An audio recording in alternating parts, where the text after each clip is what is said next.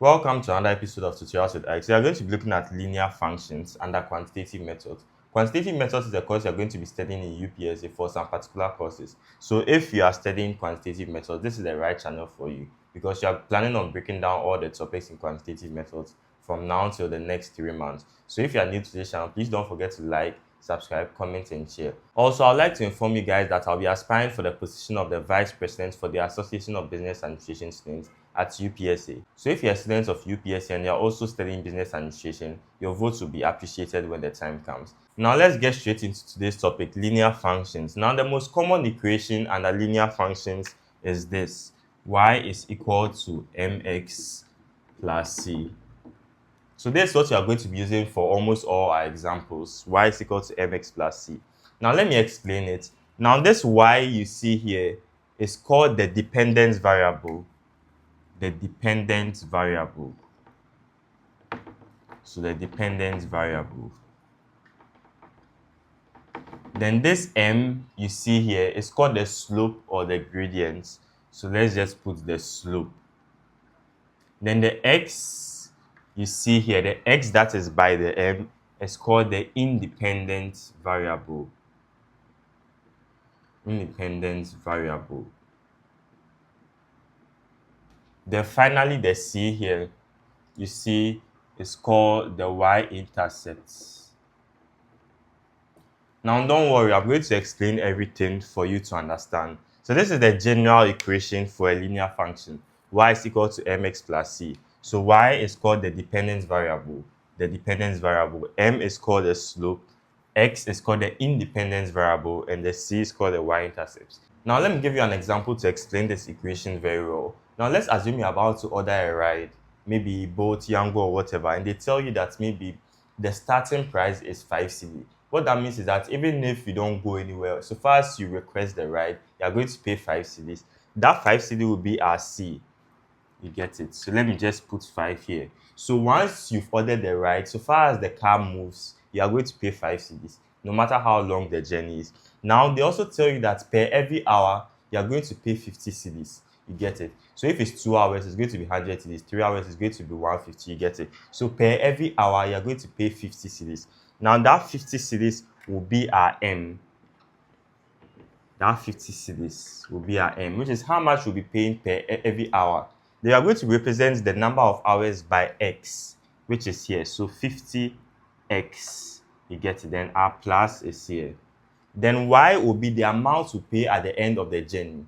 You get it? So now this is what we have. So let me just put price. So price is equal to Y. So we have Y, we have the M, then we have the X. So the X is the number of hours. So let me just put hours here so that you understand it better. So this is the same thing as the top one. I've just represented it with different examples. So we have Y is equal to mx plus c. So I'm saying this time Y is the price we pay at the end of the journey. You're ordering a ride, maybe Bolt, Yango, or whatever. At the end of the journey, whatever you're going to pay is our Y. You get it? Then 50 is how much you pay per every hour. You get it? So if it's 1 hour, you're going to pay 50 cedis. If it's 2 hours, 50 times 2. Then the number of hours will be represented by X. You get it? The number of hours will be represented by X. So what that means is that if it's 3 hours, it's going to be our X is going to be 3. If it's 4 hours, our X is going to be 4. Then the starting price, what that means is that so far as you've ordered a boat, that one is like an initial something. You are going to pay 5 cedi. That's what it means. So what that means is that if you really want to know how much you pay at the end of the journey, let's assume I'm leaving maybe Dansoman to Oyarifa and maybe it takes 2 hours. If I want to calculate my final price at the end of the destination, my price, which is the Y, will be, so we have Y is equal to, so the Y is the price. Then the M is how much you'll be paying every hour. You get it? So this time they said you are going to pay 50 cedis every hour. You get it? So let's assume it's 2 hours. So now it will be 50 times 2. Because 50 is M times X. So 50 times 2. Our M is 50. Our X is now 2. Then plus the 5. The 5 is already there. It's constant. That one doesn't change. You get it? So plus the 5. So if I want to calculate how much I'll be paying at the end of the journey, it's going to be Y is equal to 50 times 2 is 100. Then plus 5 is 105. You get it? So how much I'm actually going to pay at the end of the journey is 105 cedis. You get it? So now what did we observe here? Now we observed that the price couldn't be determined until we had to multiply this times this. What that means is that this y depends on the number of hours here. So the y depends on x. That's why we say it's the dependent variable. You get it? Now, when you order a boat or Yango or anything, they can never give you the price at that moment because there could be traffic. I mean, maybe you tell them that, oh, maybe you are going to this junction. At the end of the day, you go somewhere else. So until they've seen the number of hours or how long your journey is, they can't give you the price. You get it? So what that means, the price, which is y here, depends on the number of hours. You get it? That's why we call it the dependence variable. Now, another thing you notice is that before you get the final price, you have to multiply this and this. So if it's 3 hours, it's going to be 3 times 50. If it's 4 hours, it's going to be 4 times 50. No matter the number of hours, you still have to multiply it by 50. You get it? So 50 is what tells you the change. So we also call this m the slope. And it's also called the rate of change because that's what is determining how much you pay. You get it? You always have to multiply the number of hours or the x times the m. So we call it the rate of change or the slope or the gradient. You get it? Now, this c is constant. What that means is that even if you go for 20 hours, 100 hours, 200 hours, whatever, you still add it to the c. You get it? And the c is called the y-intercept. Now, when it comes to graph, the y-intercept is where x is equal to 0. What that means is that if you draw a graph, and let's say here our y-intercept or the c was 5, what that means is that if you have something like, let me just clean this part. If you have, let's say, y and x axis, now the y-intercept is where x is equal to 0. You get it? So if we have x and we have y, now where x is equal to 0 means the y-axis. Anytime you hear where x is equal to 0, we are talking about the y-axis. Similarly, where y is equal to 0 is talking about the x-axis. You get it? So the y-intercept is where x is equal to 0. So when you hear the x-intercept, it means where y is equal to 0. So it's just vice versa. So this c here is called the y-intercept. What that means is that if our y-intercept is 5, that means x is equal to 0 at that point. Get it? So for here, our y-intercept is 5. So we will get something like, if we are drawing the graph, it means our c will be here, 5. Because on this line, which is the y-axis, all this part, x is equal to 0. You get it? So here, if we want to write the point is going to be 0 and 5. I hope you get it. So anytime you see the y-intercept, just put it at that point, x is equal to 0. And if you draw the graph, it's going to fall on the y-axis. So that's what you need to know. Now, when we solve more examples, you understand. So now, I've explained what the y is equal to mx plus c. Now, another thing you need to know is that this m is equal to the change in y over the change in x. So the formula for the m, which is the slope or the gradient, is y2 minus y1 over x2 minus x1. That's the second thing you need to know. So under this topic, there are 3 important things you need to know. The first one is y is equal to mx plus c. The second one is m is equal to y2 minus y1 over x2 minus x1. And I'll tell you the third one soon. So if you want to calculate the slope or the gradient, or you want to calculate for m, is the change in y over the change in x. Change in y means y2 minus y1, and change in x means x2 minus x1. So we are going to solve some examples where we have to find the slope or the gradient. Now the last thing we need to know is the equation of the line. The formula for the equation of the line is y minus y1 is equal to m into brackets x minus x1.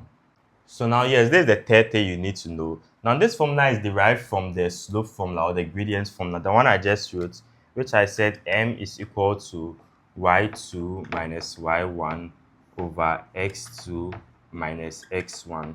You get it? So you just cross multiply. So before you cross multiply, you select 2 points. If you want to find the equation of the line, you select 2 points. So let's say I want to select x1 and y1. I'll represent y2 and x2 in variables. So I'll just clean the 2, this 2 here, so that I get at least 2 variables, which is y and x. Then here will be my y1 and my x1. So I'll just cross multiply. So when I cross multiply, I have m into brackets. So this and this, m times x minus x1, then it's equal to y minus y1. You get it? This is the formula, the same formula we have here. Y minus y1 is here, m into brackets x minus x1.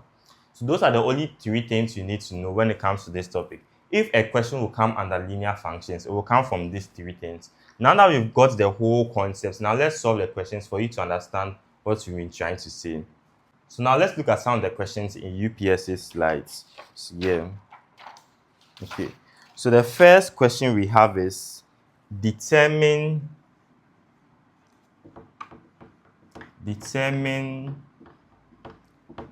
the slope and intercepts of the straight line and intercepts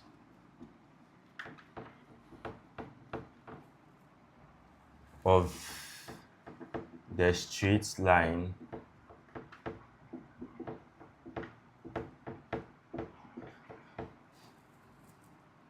nine x plus 3y is equal to 4. 9x plus 3y is equal to 4. So now this is the question we've been given. Determine the slope and intercept of the straight line 9x plus 3y is equal to 4. Now remember I said the formula for a linear equation is y is equal to mx plus c. You get it? And now what does the question want? The question says the slope and the intercept. And I said clearly that the slope is m. So this m is the slope, or in some books you see the gradient, it's the same thing. And the intercept is the c. That's what I said earlier on. So the intercept or the y-intercept. So anytime they give you a question and they ask for the slope, just put to your mind that it is m. If they ask for only the intercept, it is c. You get it? If they ask for both, you know how to go about it. So now that we know all this, you just take the equation in the question and write it down. So we've been given 9x plus 3y is equal to 4. So this is what the question has given us. So we just rearrange it into this way. So we have y is equal to, so where do we have y here? It is here, 3y. So you just write 3y is equal to, now we have mx. Now which of this looks like mx? That is 9x. So you just write 9x. And since it's crossing the equal sign, it becomes negative 9x. I hope you guys understand. We have 3y, which we wrote here. Now 9x crosses the equal sign to become negative 9x. Then what do we have next? Plus c. So our plus 4 is already after the equal sign, so the sign doesn't change. You get it? So now we've just changed this 9x plus y is equal to 4 into the equation form, or the general equation form, which is y is equal to mx plus c. So now we have 3y is equal to negative 9x plus 4.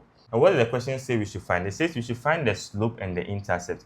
And I said the slope is always the m, which is what is attached to x. You get it? So now, before we even do that, we have to make y the subject. You get it? So now let's make y the subject.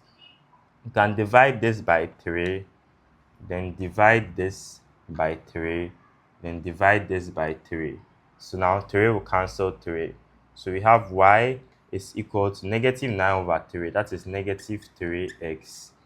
Then plus 4 over 3.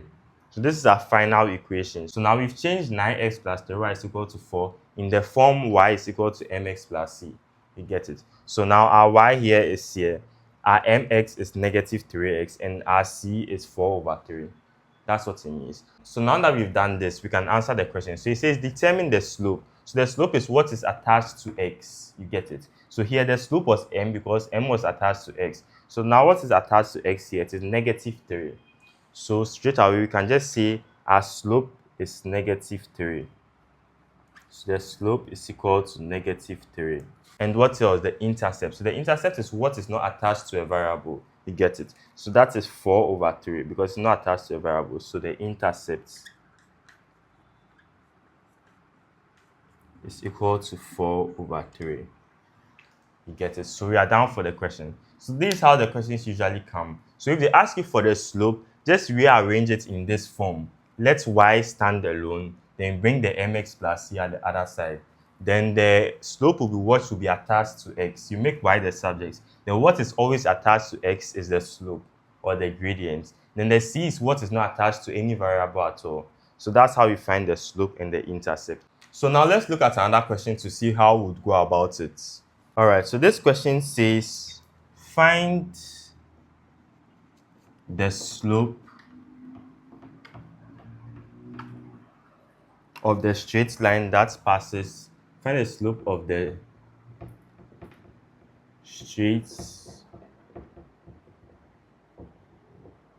line that passes through the points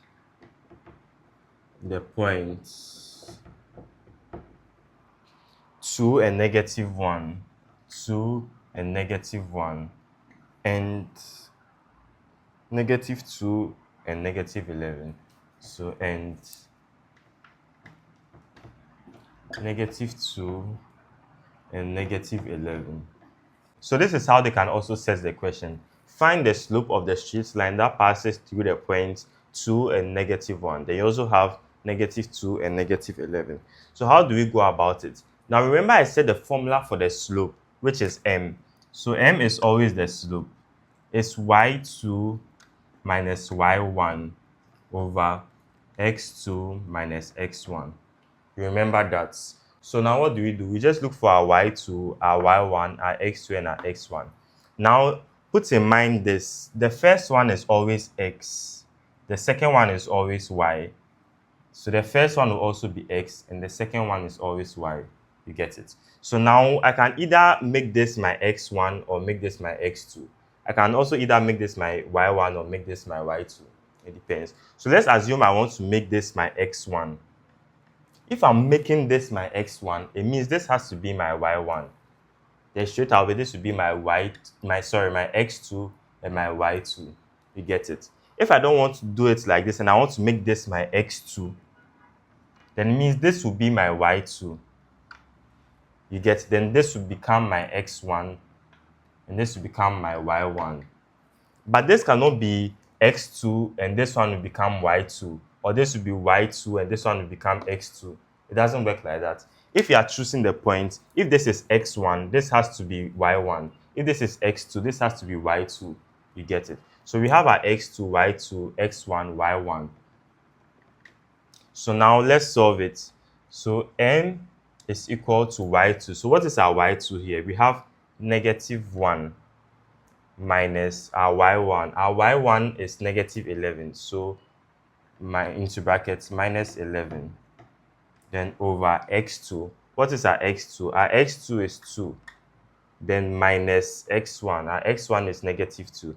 So minus into brackets -2. So when we punch this on the calculator, what are we getting?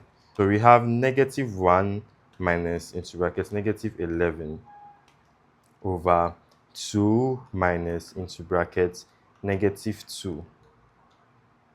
So our answer is 2.5. 2.5. When you punch all this on the calculator. So it means our slope of the straight line will be 2.5. You get it? Or 5/2. So if they give you a question, that's how you go about it. Just know that the formula is y2 minus y1 over x2 minus x1. Then the first 2 points, you can just make this either x1 or y1. If this becomes your x1, this becomes your y1. This will become your x2, then your y2. If you don't like it like that, you can make this one your x2 and your y2. Like how I've done it, then this will become x1, y1. That's all. So that's how we go about it. So another thing they can ask you in exams is that they can give you the points like this and ask you to find the equation of the line. You get it? Now, if you're asked to find the equation of the line, you first find the gradient, like what we've done here. So this one, our gradient is 2.5. 2.5 is the same as 5/2. Now, the second thing you do is that, so now we know our gradient is what? 2.5 or 5/2. Now, if you are asked to find the equation of the line, know that the equation is y minus y1 is equal to m into brackets x minus x1. That's what I said earlier on. You get it? So now what do? The y, you just repeat it. Then our y1 here is -11. So y minus into brackets -11. Then it's equal to our m, which we just solved for, is 5/2. So we have 5 over 2. You can also make it 2.5. It's the same thing. It's equal to x. So the x, you don't put any value there. Then minus the x1. The x1 is negative 2. So into brackets, negative 2. Then you solve for it. So y minus into brackets negative 11. This will give you y plus 11. Because negative negative will become positive. Then it's equal to 5 over 2x. So we have 5 over 2 times x. 5 over 2x is then 5 over 2 times positive 2. This will be negative negative. So this becomes positive. So 5 over 2 times this positive 2 will become 5. Because this 2 cancel the 2 here. So now that we have this, we just write it back into this form. So we just group like terms. So in grouping like terms, always y has to stand alone. So it has to stand at the left. So y is equal to, then our x comes next. So 5 over 2x, 5 over 2x plus 5 minus 11. Now the 11 will come to this side, 5 minus 11.